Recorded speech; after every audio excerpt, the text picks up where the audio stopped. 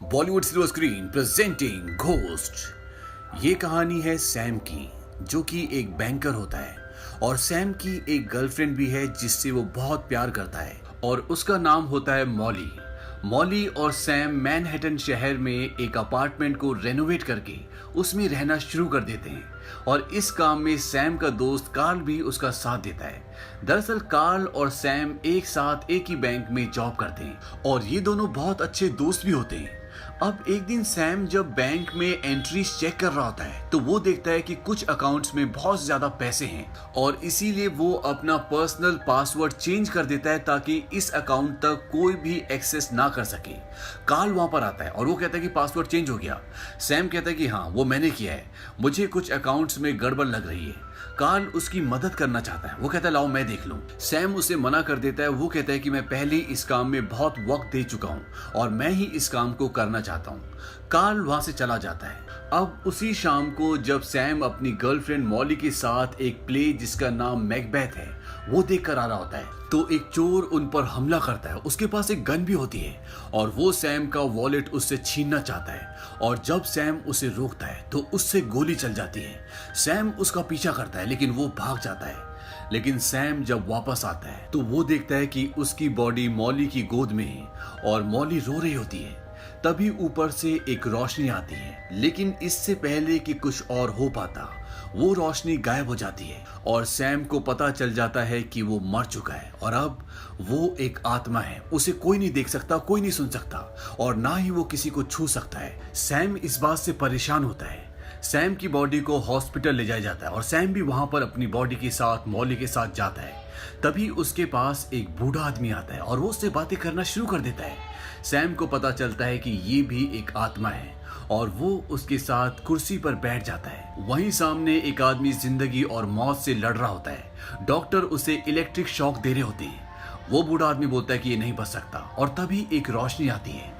वो बूढ़ा आदमी बोलता है कि ये खुशकिस्मत है, इसे शैतान भी लेने आ सकता था और इसके बाद उस आदमी की आत्मा उस रोशनी के साथ वहां से चली जाती है। वहीं अब सैम का अंतिम संस्कार कर दिया जाता है और मॉली जब घर पर आती है तो वो बहुत रोती है क्योंकि उसे सैम की याद आ रही होती है। वो अपने आप से बातें करते हुए कहती है कि मुझे हर पल तुम्हारी याद आती है, ऐसा लगता है कि तुम मेरे आसपास ही हो। सैम उसके पास आता है और वो कहता है कि मैं यहीं पर हूँ। वहां पर एक बिल्ली होती है और जब सैम ये कहता है तो बिल्ली रिएक्ट करती है और सैम उसकी आंखों में देखता है और बिल्ली वहां से चिल्लाकर भाग जाती है क्योंकि बिल्ली आत्मा को महसूस कर सकती है। और यहाँ पर मॉली को भी ऐसा एहसास होता है कि सैम उसके आसपास ही है। वो उसका नाम पुकारती है लेकिन अगले पल ही वो हकीकत की जिंदगी में आ जाती है। अब अगले दिन सैम का दोस्त कार्ल उसके घर पर आता है। दरअसल वो उसके ऑफिस के कुछ डॉक्यूमेंट्स लेना चाहता है जो ऑफिस के लिए जरूरी है और वो वहां से जब डॉक्यूमेंट्स लेकर जा रहा होता है तभी मॉली उसे रोकती है। दरअसल वो एक बॉक्स एक्स्ट्रा ले जा रहा होता है जिसमें सैम का सामान होता है। मॉली कार्ल से वो बैग वापस ले लेती है। कार्ल मॉली को बोलता है तुम मेरे साथ बाहर क्यों नहीं चलती। मॉली मना कर देती है और जब वो उसे इंसिस्ट करता है और ये कहता है कि मरने वालों के साथ मारा नहीं चाहता, मॉली उसे एक थप्पड़ मार देती है। कार्ल इस बात को माइंड नहीं करता क्योंकि वो जानता है कि मॉली अभी दुख में है और वो उसे फिर से बाहर चलने के लिए कहता है। मॉली को भी इस बात का पछतावा है जो उसने कार्ल के साथ किया और वो उसके साथ बाहर घूमने के लिए चली जाती है। सैम की आत्मा घर पर ही रहती है और कुछ ही देर बाद बाहर से कोई दरवाजा खोलता है और अंदर वही आदमी आता है जिसने सैम का वॉलेट छीना था, जिसने उसका मर्डर किया था। सैम उसे देखकर हैरान होता है और उसे गुस्सा भी आता है और वो उस पर हमला करना चाहता है, उसे मारना चाहता है। लेकिन सैम एक आत्मा है, एक हवा है, वो किसी को छू नहीं सकता और इसीलिए वो उसका कुछ भी नहीं कर पाता। वो आदमी ऊपर जाता है और सामान की तलाशी लेना शुरू कर देता है। ऐसा लगता है वो किसी जरूरी चीज को ढूंढ रहा है और तभी दरवाजे पर मॉली आ जाती है। सैम चिल्ला चिल्लाकर मॉली को यह बताना चाहता है कि तुम चली जाओ, वो कातिल यहीं पर है, वो तुम्हें भी मार देगा। लेकिन मॉली उसे नहीं सुन सकती और वो अपने कमरे में जाकर कपड़े बदलना शुरू कर देती है। अब वो कातिल जिसने सैम को मारा है वो मॉली को शीशे में देख रहा होता है और उसकी नीयत खराब हो रही होती है वहीं पर वही बिल्ली बैठी होती है जो सैम को महसूस कर सकती है और सैम उस बिल्ली को डराता है और वो बिल्ली उस आदमी के ऊपर झपट जाती है जिससे उसके गाल पर खून भी आना शुरू हो जाता है। और इससे पहले कि मॉली बाहर आकर उस आदमी को देख पाती वो वहां से भाग जाता है और सैम भी अब उसका पीछा करना शुरू कर देता है। वो आदमी एक मेट्रो ट्रेन में बैठता है और सैम भी उसका पीछा कर रहा होता है। तभी सैम देखता है कि मेट्रो में एक और आत्मा बैठी होती है और वो सैम पर हमला कर देती है और दरवाजे का एक गिलास तोड़ते हुए ये कहती है कि ये इलाका मेरा है, तुम यहाँ से दूर रहो। सैम इस बात से हैरान होता है कि उसने गिलास को कैसे तोड़ा, क्योंकि सैम भी एक आत्मा है लेकिन वो किसी भी चीज को छू नहीं सकता। अब सैम वहां से उस आदमी का पीछा करते करते उसके घर तक पहुंच जाता है और सैम देखता है कि वो आदमी जिसने उसका कत्ल किया था वो किसी को फोन करता है और वो कहता है कि मैं नहीं ला पाया, वो घर आ गई थी, मैं 1-2 दिन बाद दोबारा जाऊंगा और ले आऊंगा। और ये कहकर वो फोन रख देता है। लेकिन सैम हैरान होता है कि वो आदमी उसके घर से क्या हासिल करना चाहता है। साथ ही साथ अब इस आदमी की मौली के प्रति नीयत भी खराब हो चुकी है, इसीलिए सैम को मौली की चिंता भी होती है। लेकिन वो कुछ नहीं कर सकता क्योंकि वो अपनी बात किसी को सुना नहीं सकता, किसी चीज को छू नहीं सकता। और इसी परेशानी में सैम वहां से निकल जाता है। अब जब वो वहां से निकलता है तो वो देखता है कि सामने एक स्पिरिचुअल एडवाइजर का ऑफिस होता है और जब वो उस ऑफिस के अंदर जाता है तो वहां पर एक लेडी होती है। इस लेडी का नाम होता है ऑडा मे ब्राउन और ये इस बात का दावा करती है कि ये आत्माओं से बात कर सकती है, इसीलिए यहाँ पर लोग अपने मरे हुए रिश्तेदारों से बात करने के लिए आते हैं। लेकिन ऑडा के अंदर ऐसी कोई भी शक्ति नहीं होती। दरअसल उसकी माँ और उसकी माँ की माँ ये काम किया करती थी, उनके अंदर ये शक्ति थी, लेकिन ऑडा के अंदर ये शक्ति नहीं होती। अब सैम यहाँ पर सब कुछ देख रहा होता है और उसकी झूठी बातों पर उसे हंसी आ रही होती है, इसीलिए बीच बीच में वो कुछ कुछ बोल रहा होता है और ऑडा को सैम की बातें सुनाई दे रही होती है और इस बात से वो डर जाती है और वहां से भाग जाती है। सैम भी इस बात से हैरान और खुश भी होता है कि कम से कम कोई तो उसकी आवाज को सुन सकता है। वो ऑडा से कहता है कि तुम्हें मेरी मदद करनी होगी क्योंकि जिस आदमी ने मुझे मारा है वो 2 दिन बाद मेरे घर दोबारा जाएगा और वो मेरी गर्लफ्रेंड मॉली को भी मार सकता है। हालांकि ऑडा उसकी आवाज सुन सकती है और ये शक्ति उसकी माँ और उसकी माँ की माँ के अंदर भी थी, लेकिन ये सारा एक्सपीरियंस ऑडा के लिए नया है, इसीलिए उसके अंदर डर होता है और वो किसी भी चीज में फंसना नहीं चाहती, इसीलिए वो मना कर देती है। लेकिन सैम उसे मनाने के लिए दिन रात उसके चारों तरफ गाने गाता है, उसे सोने नहीं देता और थक हार के ऑडा को उसकी बात माननी पड़ती है। ऑडा मॉली को फोन करती है और उसे सैम के बारे में बताती है, लेकिन मॉली उसकी बात पर विश्वास नहीं करती क्योंकि सैम मर चुका है और वो आत्माओं पर विश्वास नहीं करती। इसके बाद सैम और ऑडा मॉली के यानी कि सैम के घर जाते हैं।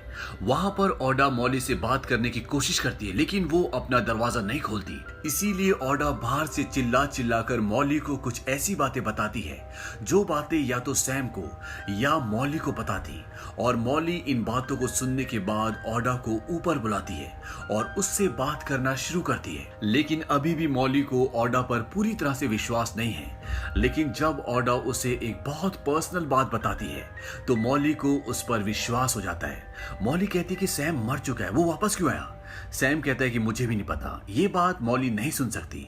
ऑडा कहती है कि शायद सैम दूसरी दुनिया और इस दुनिया के बीच में फंस गया है, ऐसा कभी कभी होता है। सैम ऑडा को बोलता है कि जो बातें मैं तुम्हें कहूंगा तुम्हें एक एक शब्द मॉली को बताना होगा और वो ऐसे ही करती है। सैम अपनी बातें ऑडा के जरिए मॉली को बताता है। वो मॉली को बताता है कि तुम्हारी जान को खतरा है, जिस आदमी ने मुझे मारा था मैं उसे जानता हूँ, उसका नाम विली लोपेज है। सैम उसे विली लोपेज का पता भी लिखवाता है और साथ साथ में ये भी बताता है कि जब तुम काल के साथ घूमकर घर पर वापस आई थी तो वो यहीं पर था, उसके पास मेरा बटुआ है, चाबियां हैं और उसे कुछ चाहिए जो इस घर में है। सैम मॉली को यह भी बताता है कि मेरी मौत कोई हादसा नहीं थी बल्कि मेरा मर्डर हुआ था और तुम्हें ये सब कुछ पुलिस को बताना होगा।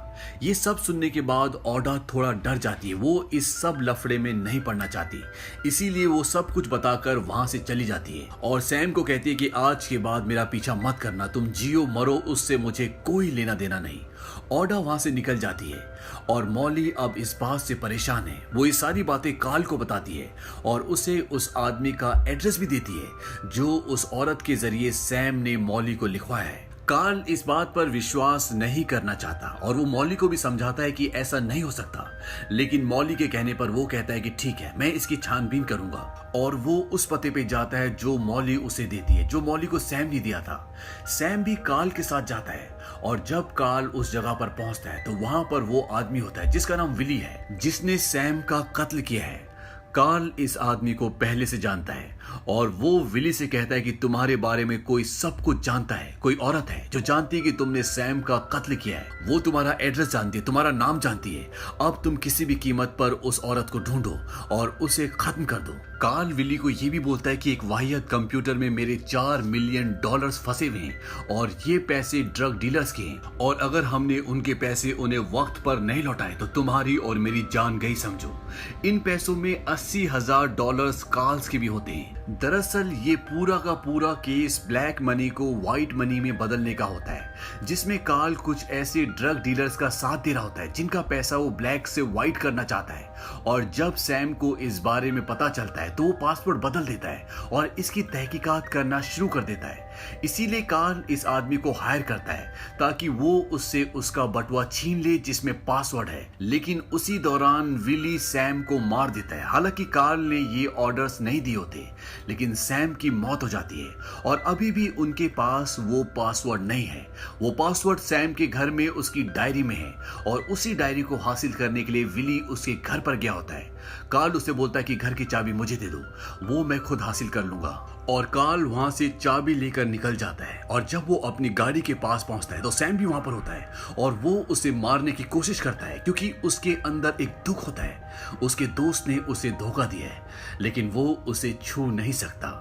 वहीं दूसरी तरफ ये दिखाया जाता है कि मॉली पुलिस स्टेशन पर जाती है और वो सारी सच्चाई पुलिस को बताती है, लेकिन पुलिस उसकी बातों पर यकीन नहीं करती क्योंकि पुलिस आत्माओं पर विश्वास नहीं करती। और जब मॉली विली लोपेज, जिसने सैम का कत्ल किया होता है, उसके बारे में इन्वेस्टिगेशन करने के लिए बोलती है तो पुलिस वाला विली लोपेज की नहीं बल्कि ओडा की फाइल लेकर आता है जिसके ऊपर कई केस चल चुके हैं, जो जेल की हवा भी खा चुकी है। वो कहते हैं कि विली लोपेज की कोई फाइल नहीं है, ये औरत झूठी है, इसने सैम के कत्ल के बारे में पढ़ा होगा और तुम्हें एक झूठी कहानी सुना दी। मॉली कहती कि नहीं, उसने मुझे ऐसी ऐसी बातें बताई जो सिर्फ मैं या सैम जानते थे, लेकिन पुलिस उसकी बातों पर विश्वास नहीं करती। लेकिन मॉली को अभी भी ओडा पर विश्वास है। वहीं दूसरी तरफ कार्ल मॉली के घर पर जाता है क्योंकि उसके पास उसके घर की चाबी है और उसे वो पासवर्ड मिल जाता है जो उसे चाहिए था। वो अपने ऑफिस में जाकर उस पासवर्ड से लॉगिन करता है और लॉगिन हो जाता है।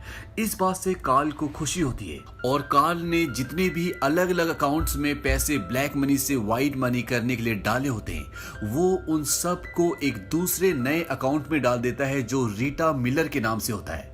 इस नाम का कोई इंसान नहीं होता और कार्ल का ये प्लान होता है कि $4 मिलियन जो कि उसने रीटा मिलर के अकाउंट में डाले हैं, जो कि एक फेक अकाउंट है, वो अगले दिन इस पैसे को सही जगह तक पहुंचा देगा और इस तरह से ये सारा ब्लैक मनी व्हाइट में बदल जाएगा। सैम भी उस वक्त वहां पर होता है और वो ये सारा खेल देख रहा होता है, लेकिन वो कुछ नहीं कर सकता क्योंकि वो अपनी आवाज किसी तक पहुंचा नहीं सकता और जो उसको सुन सकती है वो उसका साथ नहीं देना चाहती। कार्ल अब खुश है और इसीलिए वो मॉली के घर पर जाता है और उसके साथ सहानुभूति दिखाता है क्योंकि जो उसको चाहिए था वो उसे मिल चुका है और वो अब मॉली को भी हासिल करना चाहता है। वो मॉली से मीठी मीठी बातें करता है और उसे अपनी बातों में फंसा लेता है। वो उसे कहता है कि जिंदगी में हमें आगे बढ़ना चाहिए, अब सैम इस दुनिया में नहीं है, और वो मॉली को किस करने वाला होता है कि सैम इन सब बातों को बर्दाश्त नहीं कर पाता और वो उनकी तरफ कूदता है, लेकिन वो उनके शरीर से टच नहीं हो सकता। लेकिन वहां पर सैम की और मॉली की एक फोटो होती है, वो गिर जाती है और जब मॉली उस फोटो को देखती है तो वो कार्ल को मना कर देती है। वहीं सैम भी इस बात से हैरान होता है कि ये फोटो गिर कैसे गई और सैम मेट्रो में जाता है जहां पर वो आत्मा है जिसने दरवाजे का ग्लास तोड़ा होता है और वो उस आत्मा से पूछता है कि तुम ये सब करते कैसे हो। वो आत्मा उसे सिखाती है। वो बोलते कि तुम्हें अपने दिमाग से काम लेना होगा, तुम्हें लगता है कि तुम जिंदा हो, तुम एक शरीर हो, ये सब बकवास है। अगर तुम किसी चीज को छूना चाहते हो तो तुम्हें अपने अंदर का गुस्सा, प्यार, नफरत सबको एकत्रित करना होगा और अपने दिमाग का इस्तेमाल करना होगा, और इस तरह से तुम किसी भी चीज को छू पाओगे। शुरू में सैम को ये सब करने में बहुत परेशानी होती है, लेकिन बाद में वो समझ जाता है कि इसका इस्तेमाल कैसे किया जाता है, और वो वहां से ओडमी के पास जाता है। ओडमी के चारों तरफ बहुत सारी आत्माएं होती हैं, क्योंकि पहले ओडमी ये सब नहीं कर पाती थी, लेकिन अब ओडमी सच में आत्माओं से बातें कर सकती है। सैम उससे दोबारा मदद मांगता है, लेकिन वो मना कर देती है। वो कहती है कि मैं इन सब में नहीं फंसना चाहती और तुम भी अपनी पुरानी जिंदगी को भूल जाओ। और ओडमी वहां पर जितनी भी आत्माएं होती है सबको जाने के लिए कहती है। वहां पर एक आदमी आता है और वो उसके सामने बैठ जाता है। ये आदमी विली लोपेज होता है, जिसे ओडमी नहीं पहचानती। ये वही आदमी है जिसने सैम को मारा है और अब वो ओडमी को मारने के लिए आया है। सैम बोलता है कि विली तुम भागो यहाँ से, और ओडमी वहां से भागकर अपने आप को एक रूम में बंद कर लेती है। विली बाहर से गोलियां चलाता है, लेकिन ओडमी की जान बच जाती है। सैम ओडमी को बोलता है कि ये लोग वापस लौटकर जरूर आएंगे, और अगर तुम इन सब चीजों से छुटकारा पाना चाहती हो तो मेरे पास एक प्लान है, तुम्हें मेरा साथ देना होगा। वो बोलता है कि तुम्हें एक नकली आईडी बनानी होगी, और ये आईडी बनेगी रीटा मिलर के नाम से।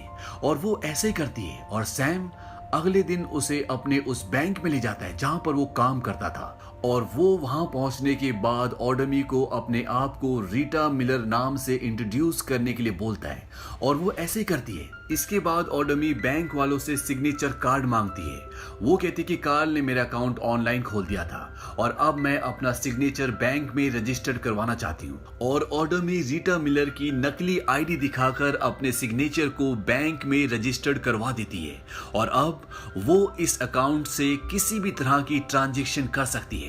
वो उस मंजिल में जाती है जहां से वो कैश निकाल सकती है। सबसे पहले वो कहती है कि मुझे ये अकाउंट बंद करवाना है, और मेरे अकाउंट में जितना भी पैसा है यानी कि $4 मिलियन हैं, उनका मुझे कैशियर चेक चाहिए। और ऐसे ही होता है, वो रीटा मिलर के अकाउंट को बंद करवाकर वहां से $4 मिलियन का कैशियर चेक लेकर निकल जाते हैं। ओडमी इतना पैसा पाकर बहुत खुश है, लेकिन सैम उसे बोलता है कि पैसों का मोह छोड़ दो, ये तुम्हारे पैसे नहीं हैं। तभी सैम को वहां पर सड़क पे चैरिटी के लिए कुछ लोग पैसे मांगते हुए दिखते हैं, और वो ओडमी को बोलता है कि ये चेक उन्हें दे दो। हालांकि ओडमी नहीं देना चाहती, लेकिन सैम के कहने पर वो $4 मिलियन का चेक उन्हें दे देती है। वहीं अब दूसरी तरफ कार्ल रीटा मिलर के अकाउंट को लॉगिन करने की कोशिश करता है, लेकिन उसकी कंप्यूटर स्क्रीन पर यह शो करता है कि ये अकाउंट बंद हो चुका है। इस बात से कार्ल बहुत परेशान हो जाता है, और वहां पर सैम ये सब कुछ देख रहा होता है। वो कहता है कि तुम कितनी भी कोशिश कर लो, तुम्हें कुछ भी पता नहीं चलेगा। और तभी सैम उसके कंप्यूटर पे लिखता है मर्डरर, क्योंकि अब वो चीजों को छू सकता है। कार्ल चिल्लाकर पूछता है कि ये सब कौन कर रहा है। सैम कंप्यूटर स्क्रीन पर लिखता है सैम। इस बात से कार्ल परेशान भी होता है और हैरान भी, और वो सीधा मॉली के घर पर जाता है, और वो उससे पूछता है कि उस दिन जो औरत तुम्हारे घर पर आई थी उसने क्या कहा था। मॉली कहती है कि वो सब गलत था, वो सब झूठ था। आज जब मैं बैंक में गई थी तो वो औरत भी वहां पर थी, और वो अपना अकाउंट बंद करवाने के लिए आई थी, और उसका नाम ओडमी नहीं है बल्कि उसका नाम रीटा मिलर है। दरअसल जिस वक्त सैम और ओडमी बैंक में ये सारी प्रक्रिया कर रहे होते हैं, उस वक्त वहां पर मॉली भी आती है, और उसे एक एम्प्लॉय बता देता है कि इसका नाम रीटा मिलर है। और अब कार्ल समझ जाता है कि ओडमी ने ही उसके $4 मिलियन बैंक से निकलवाए हैं, और वो पैसा उसके पास है। कार्ल मॉली को कहता है कि मेरे पेट में दर्द है, क्या तुम्हारे पास कोई दवाई है। और मॉली ऊपर चली जाती है, और यहाँ पर सैम कार्ल को अपनी प्रेजेंस का एहसास दिलाता है, और अब कार्ल को भी यकीन है कि ये सब सैम ही कर रहा है, और वो उसे धमकी देता है कि आज रात 11 बजे तक अगर मुझे मेरा पैसा नहीं मिला तो मैं मॉली को मार दूंगा। और वो वहां से चला जाता है, और वो विली के साथ मिलकर ओडमी के घर पर जाता है, लेकिन इससे पहले वहां पर सैम पहुंच चुका होता है,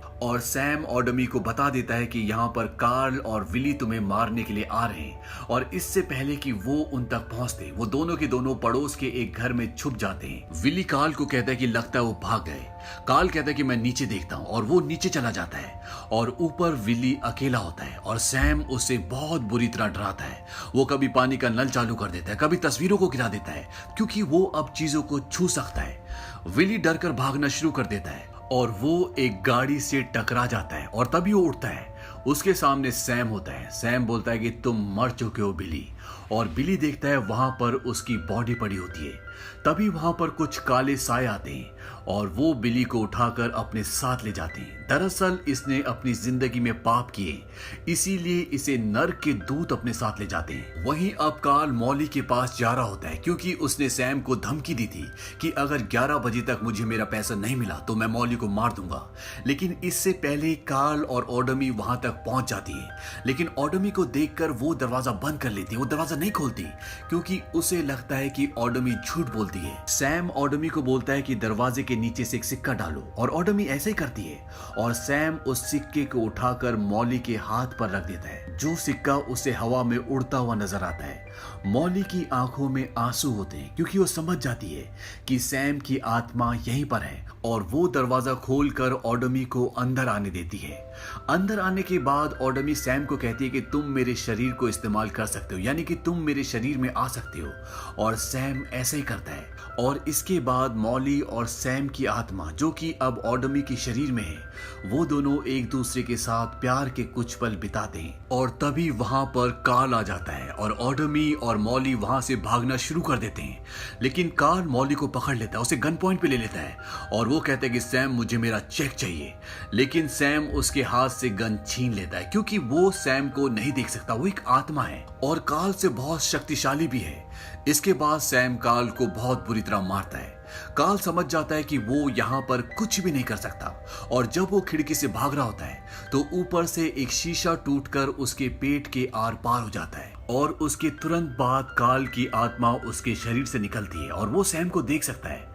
वो बोलता है सैम, लेकिन कार्ल को नहीं पता होता कि वो मर चुका है। सैम उसे खिड़की की तरफ देखने का इशारा करता है और जब कार्ल पीछे देखता है तो वहां पर उसकी बॉडी होती है और तभी वहां पर नर्क के काले साए आते हैं और वो कार्ल को अपने साथ अंधेरे की दुनिया में ले जाते हैं। इसके बाद सैम मॉली के पास जाता है और वो उसका नाम पुकारता है। मॉली उसे सुन सकती है और तभी वहां पर एक रोशनी आती है। ये रोशनी स्वर्ग की रोशनी होती है जो सैम को अपने साथ ले जाने के लिए आई है। सैम ऑडमी को बोलता है कि तुम्हारी याद आएगी और मॉली को कहता है कि तुम्हारा प्यार मैं अपने साथ ले जा रहा हूँ। और उस रोशनी के साथ वो हमेशा के लिए अच्छाई की दुनिया में, स्वर्ग की दुनिया में चला जाता है। इस कहानी में राइटर ये बताना चाहता है कि बुरे काम का नतीजा हमेशा बुरा होता है। भले आप इस दुनिया में कुछ पल उस बुरे काम से अच्छे देख सकते हो, पर इस दुनिया के बाद भी एक दूसरी दुनिया है जहाँ पर हर एक चीज का हिसाब होता है। इसीलिए कार्ल को और विली को अंधेरे की दुनिया यानी कि नर्क की दुनिया मिलती है और सैम को उजाले की यानी कि स्वर्ग की। और इसी संदेश के साथ ये फिल्म खत्म हो जाती है। ये फिल्म सन 1990 में रिलीज हुई थी। IMDb पर इसकी रेटिंग है 7। इस फिल्म का बजट था $22 मिलियन और बॉक्स ऑफिस पर इसने कमाई की थी $506 मिलियन की। उम्मीद करते हैं कि ये कहानी आपको पसंद आई होगी।